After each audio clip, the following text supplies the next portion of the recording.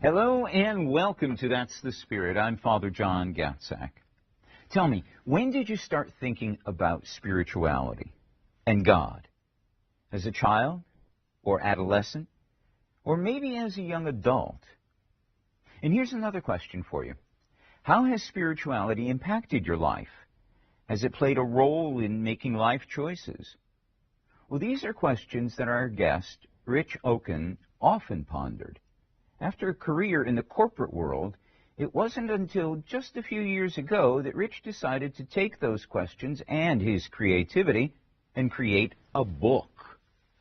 The book was designed to help families discuss spiritual matters with children or grandchildren. Rich hoped that the book would help engage families in conversation about spirituality and some of life's big questions. Now, the book is unique in concept and format and features a very adorable Shih Tzu puppy. Now, to talk about his new book, we welcome Connecticut author and illustrator of The Sun, the Moon, the Stars, and Maya, Rich Okun. Welcome, Rich. Thank you very much, Father. Thank you for being with us. Now, how did you get the idea for this unique book? Was it through Maya? Well, actually, I think it was through Spirit. Basically, sorry, Maya is very, very affectionate. What had happened is every day of my life, I'm sort of like Tevye from Fiddler on the Roof, the Father.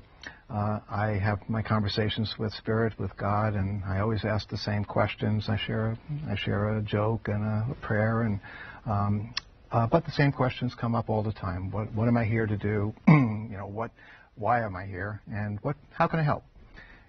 I've never heard anything. Every day of my life, since I'm about 5 or 6 years old. But it never deterred me from asking. And one day after I had gotten Maya and I was pondering how to address my daughter's wedding, because I was asked to perform the wedding, so I was thinking about what to say. And it was a very hot, matter of fact, it was about 2 years ago today, a very hot day in July. And we were walking around the driveway, and I asked the same questions I always do, and I heard a whisper. And the whisper said, do what you have been doing, and I'll explain what that means, but do it using Maya as a muse and use the illustrations from Maya to help children to be able to engage in spiritual conversations in today's busy world. Prior to that, I had started a business with my sister and brother-in-law, which was a bead and crystal store. And I wanted to explore the spiritual side of the customer base. They're both very old and ancient businesses. And I had started a blog to kind of support the business. And the blog was kind of developed into a format that was very unique. It was basically I would wake up every morning with a thought, always a spiritual or moral thought. And I would then find a quote that related to that thought. I would then go and write a quick poem about it. Basically my own interpretation of that lesson. And then I would go and find photographs from the internet and kind of illustrate, and I would put it on the blog, and it became very popular. I had over 17,000 views in a very, very short period of time. When we closed the business, which was about the same time, I decided to listen to that voice, and that was how everything started. So I started a blog, and became very popular on social networks. I became very good at illustrating Maya in various settings, and I was doing what I was told, and it evolved into, well, maybe I should put it together into a book. And so that's how it happened. And so in January, I started the book. Let's go back to the time in the corporate world. Now, you've been artistic, and you've been an artist for many, many years. Started when you were very, very young, right? Yes. And were you using your artistic talents in the corporate world? Not in the corporate world. Basically, what I was very young when I started my art. My mother saw my talent, and she was very encouraging, and she enrolled me as a scholarship at the Art Students League in New York, which is a very famous school in downtown New York. It's actually across the street from Carnegie Hall. And I was there when I was 6 years old, and I thought I would continue, and When I got to college, I started doing art, and I decided that I probably wasn't going to be a well-fed artist. I was going to be a starving artist, and I like eating a little bit too much to go that direction. Sure. So I explored the commercial aspects of art, some of the illustration and advertising design and those kinds of things. That didn't feel right to mix the art and the business, at least not for me.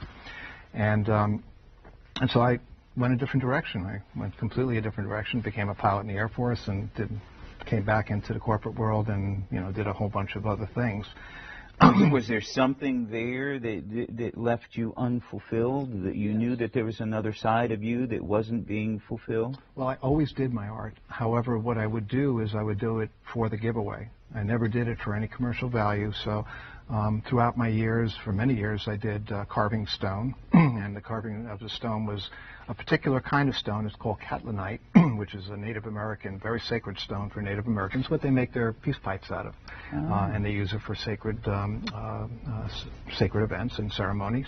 And I also was interested in the Kabbalah, and I found that there are sacred languages, and one of those was the Hebrew language. And so I took the letters and words and would carve them out of this sacred stone.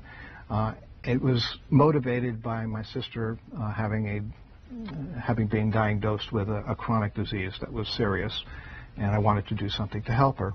And at the time, I became familiar with the catlinite and its powers and the sacred letters and their powers, and I put it all together, and it turned into something that I did hundreds and hundreds of them, and I would always give them away to people I didn't even know, and that continued.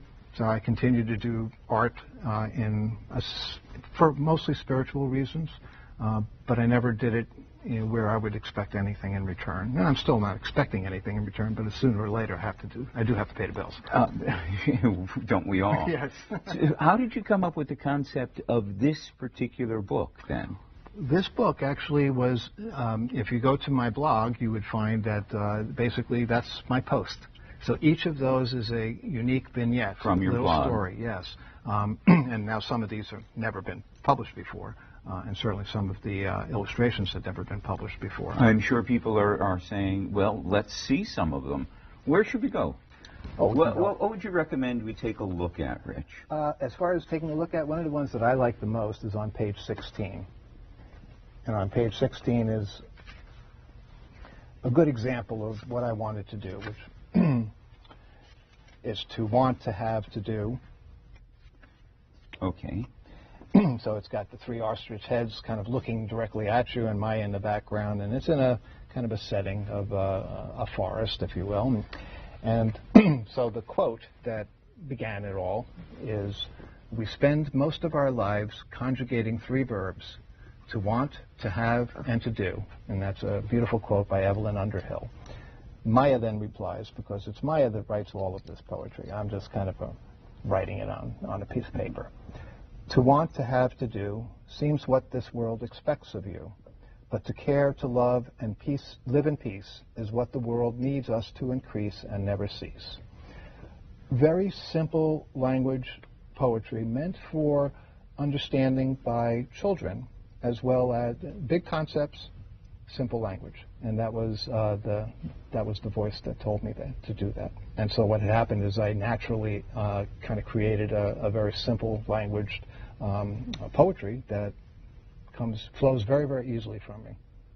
Now, I notice that the pictures themselves, the art representations are very striking, colorful, vibrant colors to attract children? Yes. And what's interesting is that all my life, as far as my illustrations were concerned, I was always afraid of using color. Everything I did was in black and white. I became very good when I was younger at certain things, certain types of illustrations. One was called stippling, which is little dots of, but it was always black and white. I stayed away from color. It scared me. All of a sudden, I wasn't scared anymore, and I explored color, and now everything is very vibrant. And yeah, I think it is along the lines of why the poetry became very simple language that was meant, for children and the child in you to be engaged. Now, we see the three ostriches, and we see Maya there in the background. Now, how what's your concept for parents in order to use this particular poem and illustration, for instance? Mm-hmm. How would you recommend that a parent go about talking about a spiritual matter mm-hmm. with a child? Mm-hmm. Basically, what these have become is like standalone stories.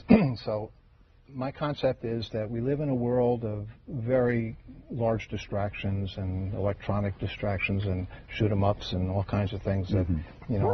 Are not very deep. And what I wanted to do was to kind of engage in a quick soundbite type manner.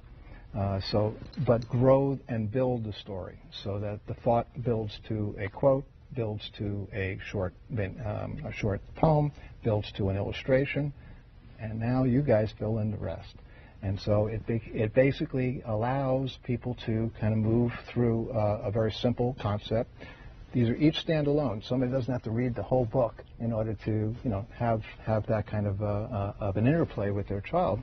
And in fact, I'll give you a good example of something that just happened. I just read about it in a review. Somebody I don't know, wrote a beautiful review for the book, and it was telling me a story that as soon as I heard it, I cried. They were reading one of the poems, and I know which one it was. It was Fear and Love. And I was talking about fear and love. And he was doing it to his son as a bedtime story, and it led to a discussion. And so they started talking about something they never talked about before. And what happened was the son revealed to the father that he had been bullied at school and was continuing to be bullied at school, but that he was ashamed and afraid to bring it up to anybody, and he wasn't going to.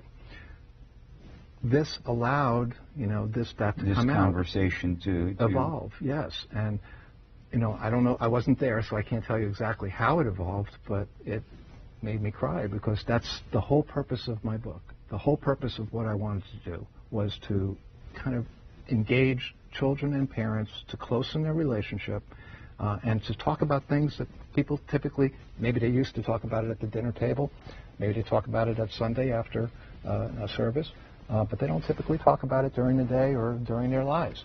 And so that's a good example of how things evolved. Again, I don't know exactly how the conversation evolved. But to me, in our world today, where parents are looking for ways in which to open up the communication process with their children, because everybody is so busy. The parents are busy, the kids are busy, and communication, especially with topics that are important to talk about. You talk about fear and love.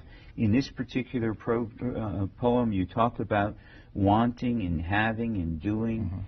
What's the difference? And it's a beautiful discussion starter, a tool for parents and children to get together. Exactly. That's exactly what it is that I wanted to accomplish. And these are all, like I said, standalone vignettes that, and they all have different topics. The reason that the title came, and it came to me again as a spiritually inspired, as the sun, the moon, the stars, and Maya, a little bit of everything. It's not necessarily about one topic. My concept is that subsequent books, and I have enough, I've already finished the second book, I have enough for many more. So there's another book in the works? In the works, yes. And after that, what will be, that's the earth, the sky, and the sea, and Maya, because it'll also be a compilation of various subjects.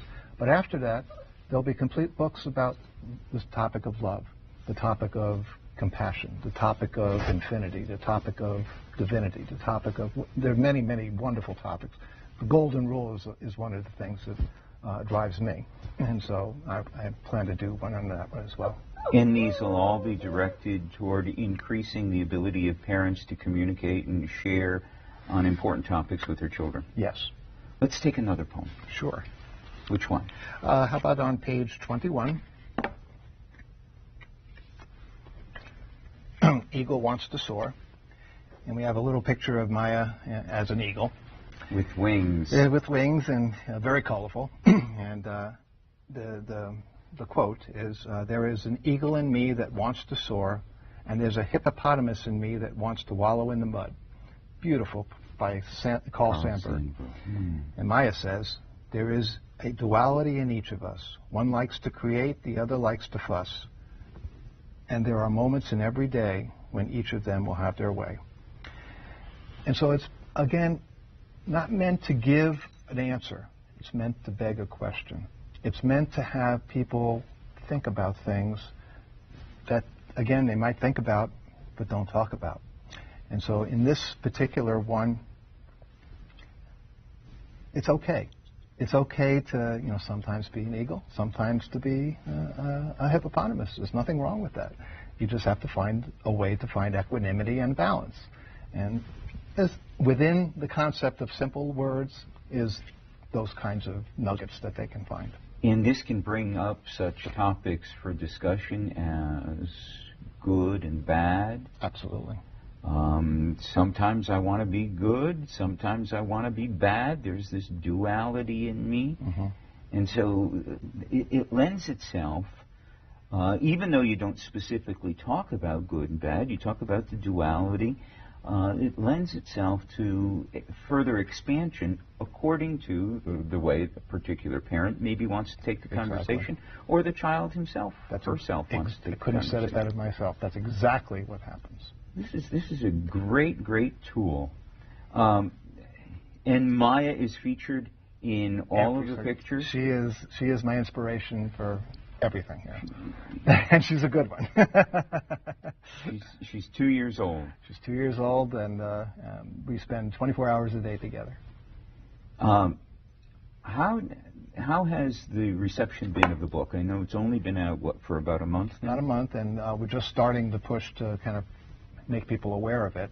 The reception has been terrific. I don't know what the numbers are as far as people doing it, but we already have 16 reviews on Amazon. We have another 10 on the Balboa site, and several other people are starting to talk about it. We're starting to get interest now, so it's been very well received. And I do have a fairly good and solid following on the Facebook and some of the other social medias, because regardless of what this is, I post every day, and it's usually an original post, very same format, only it's in an electronic format as opposed to in a printed format, and I've been doing that for 4 years.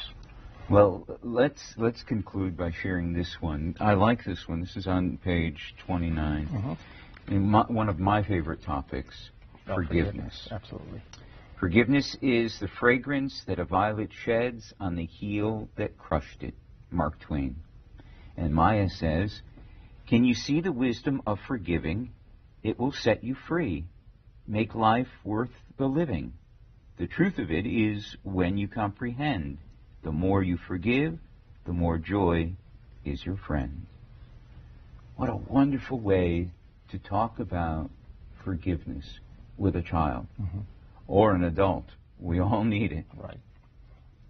Rich, thank you so very, very much for a wonderful opportunity to share in the joy of this great book of yours. Oh, thank you. And Maya, thank you very much. You're hiding over there. She's sleeping. Well, Rich Okun's new book is called The Sun, the Moon, the Stars, and Maya. Don't forget it. It's available through Amazon, Balboa Press, or any book distributor. Your local bookstore can also get the book for you. If you visit our website, www.ortv.org, we've placed a link to Rich's website right there. And if the book is not enough for you, Rich and Maya are also syndicated in several online magazines. And they also have a blog and Facebook pages. It's a wonderful book that inspires the child in all of us.